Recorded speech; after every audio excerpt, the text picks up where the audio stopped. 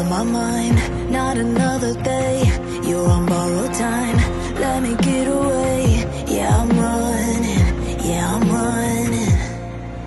So love me or leave me, I'm standing alone. Can't shake a feeling that lives in my bones. Lie to me, tell me you wish that you could, but nothing you gave me is worth what you took. 'Cause baby, when I'm gone for good.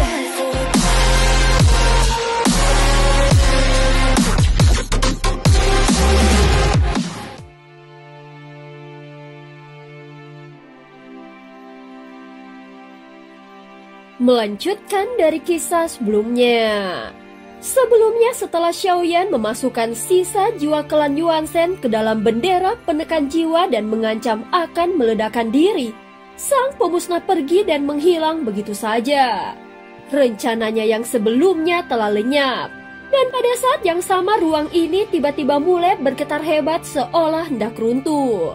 Xiaoyan menyapu pandangannya lalu mengangkat tangan dan melambaikannya. Sebelum ruang itu benar-benar hancur, dia sudah berhasil menyimpan ratusan jasad klan Yuanzhen. Gerbang waktu mulai retak dan berderak membuat Longyan panik bukan main karena Xiaoyan belum keluar dari dalamnya. Dia segera bergerak dan terbang cepat menuju gerbang waktu yang mulai runtuh itu. "Longyan, jangan gegabah!" teriak Raja Tianzang yang berusaha menahannya. Namun Longyan tidak mendengarkannya. Matanya memerah menyala karena cemas. Dia hanya ingin menerobos masuk dan menyelamatkan ayahnya. "Ayah tidak boleh terbunuh. Aku harus masuk," serunya dan tidak menghiraukan peringatan Raja Tianzang sambil terus melesat ke arah gerbang waktu yang semakin hancur. Namun tepat sebelum Longyan sempat menerobos masuk, secercah cahaya merah terang memancar dari dalam gerbang waktu dan langsung menghentikan langkahnya. "Ayah!" teriaknya lega ketika melihat sosok Xiaoyan berlari keluar dari gerbang yang hampir runtuh itu. Ekspresi Xiaoyan tetap tenang seolah semua ini sudah sesuai dengan perhitungannya. Tak lama kemudian, gerbang waktu benar-benar hancur, lalu berubah menjadi tumpukan batu yang kehilangan seluruh kekuatannya. "Tidak apa-apa, Longyan." Xiaoyan menepuk bahunya dengan lembut.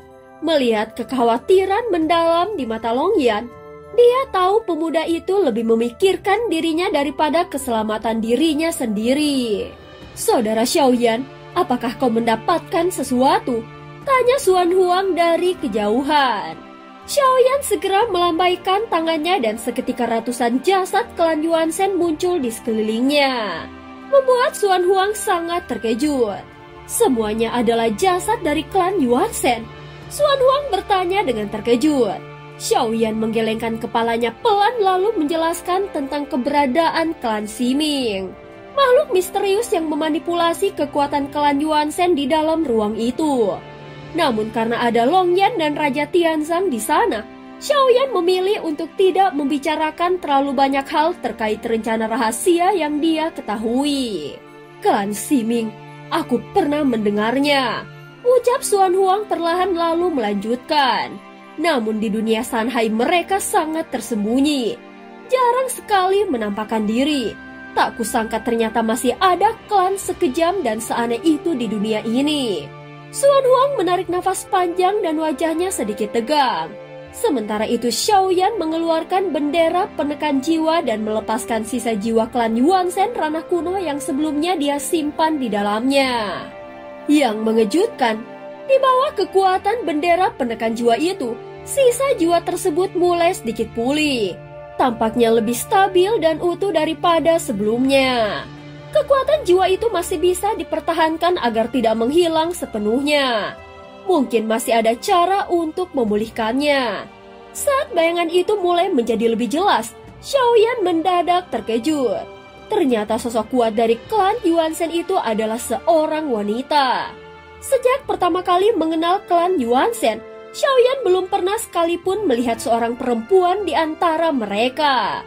Ini adalah pertama kalinya sehingga dia menunduk sedikit dan berpikir, jika aku bisa membangkitkan kembali wanita klan Yuanzhen ini dan memulihkan tubuhnya, Bukankah itu juga berarti aku telah menunaikan permintaan dari leluhur Simo? Senior, bisakah kau memberitahuku ciri-ciri dari klan Siming itu?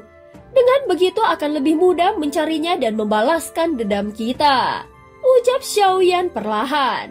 Suara lemah dari sisa jiwa wanita klan Yuansen itu mulai bergema.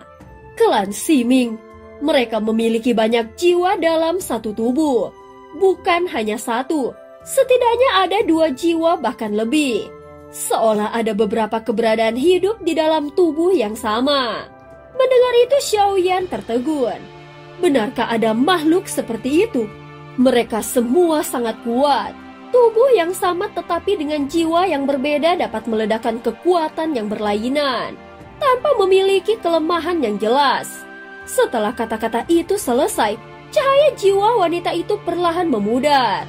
Xiaoyan segera mengembalikannya ke dalam bendera penekan jiwa, lalu menggunakan kekuatan jiwanya untuk membungkus sisa jiwa itu agar tidak hancur. Dia tahu di bawah pengaruh lembut dari kekuatan jiwa di dalam bendera penekan jiwa, mungkin saja sisa jiwa itu bisa pulih perlahan. Namun yang tersisa hanyalah secuil jiwa. Bahkan ingatannya pun nyaris tidak sampai 10% dari aslinya. Dia juga tidak tahu sudah berapa lama peristiwa yang menimpa jiwa ini terjadi. Untuk bisa benar-benar membangkitkan kembali sang wanita klan Yuansen, maka kekuatan dari bendera penekan jiwa saja jelas tidak cukup. Namun selama jiwanya masih bisa distabilkan, Xiaoyan bertekad untuk menemukan cara lain. Dia tahu membantu klan Yuansen berarti membantu dirinya sendiri juga. Bagaimanapun dia telah berjanji kepada leluhur Simo. Tubuh yang menampung banyak jiwa sepertinya mudah ditemukan. Kumam Xuan Huang sambil mengelus dagunya. Tetapi kalau jiwa-jiwa itu bisa disembunyikan di dalam tubuh dan tidak melepaskan diri secara aktif, maka menemukannya akan jauh lebih sulit. Saudara Huang, tunggu sebentar. Ucap Xiaoyan. Dia segera melangkah turun ke bawah dan menggali lubang besar untuk menguburkan ratusan jasad klan Yuansen yang gugur di sana. Setelah itu dia menebas sebongkah batu besar membentuk batu nisan. Tidak peduli seperti apa kebenaran dan kehancuran klan Yuansen, setidaknya kini aku telah mewarisi kekuatan mereka, ucap Xiaoyan dengan nada lirih. Kekuatan ini telah menemaniku melewati banyak penderitaan. Mereka pantas mendapatkan ketenangan. Kemudian Xiaoyan menuangkan secawan arak ke tanah, memercikannya ke atas kuburan para klan Yuansen itu. Meskipun dirinya bukanlah keturunan sejati mereka, namun kini darah mereka mengalir di tubuhnya. Dengan suara dalam dan hikmat, dia berkata, "Wahai para leluhurku, tenanglah, dendam kalian akan kubalaskan." Suara itu menggema lembut membuat Xuan Huang menatapnya dengan hormat. Dia menepuk bahu Raja Tianzang, namun tanpa sengaja tangannya justru mendarat di kepala sang raja. Segera Xuan Huang buru-buru menarik tangannya dan tersenyum kikuk. "Maaf, aku terlalu terbawa suasana." Setelah semua itu selesai, Xiaoyan berdiri menatap Xuan Huang dan berkata, "Aku sudah selesai di sini. Saudara Huang, mari kita kembali." Dari tampilan di dalam gerbang waktu, sepertinya saudara Xiaoyan tidak memperoleh banyak hal, ucap Xuan Huang sambil tersenyum. "Namun aku punya sesuatu yang sepertinya milik klan Yuansen. Bagiku benda ini tidak berguna, jadi akan kuhadiahkan padamu," ucap Xuan Huang segera mengangkat tangannya dan di telapaknya muncul mahkota emas yang memancarkan gelombang aura kuno yang kuat. Begitu Xiaoyan menyentuhnya, darah di tubuhnya langsung bergejolak, memancarkan kekuatan yang ganas. Dia segera menarik tangannya dan menyimpannya ke dalam ruang penyimpanannya. Sepertinya mahkota ini buatan klan Yuansen. Dia berkata sambil memberi hormat. "Terima kasih saudara Huang," ucap Xiaoyan. "Bagus, kalau memang berguna untukmu itu sudah cukup," jawab Xuan Huang dengan tawa ringan. "Sayangnya saat aku datang ke sini, tempat ini sudah lama ditinggalkan. Hampir semua peninggalan kuno telah rusak. Mahkota ini pun kudapat dari wilayah naga abadi." Xuan Huang tampak puas saat melihat Xiaoyan menerimanya. Dia sendiri tidak bisa merasakan energi apapun dari mahkota itu. Karena hanya mereka yang memiliki darah klan Yuan-sen yang bisa mengaktifkannya. Baiklah, mari kita kembali ke Istana Naga Agung. Setelah pertarungan panjang ini semuanya pasti lelah. 100 naga prajuritku akan melayani kalian. Saudara Xiaoyan, jangan sungkan. Di antara naga tidak ada aturan kaku seperti di antara manusia. Di ras naga, semuanya diatur oleh kekuatan dari darah. Jika saudara Longyan melepaskan aura darah sejatinya, mungkin bahkan 100 naga elitku pun akan tunduk padanya. Ucap Xuan Huang sambil tersenyum. Dan cerita pun berakhir. Terima kasih udah dengerin Mihu dari awal sampai akhir ya. Sampai jumpa.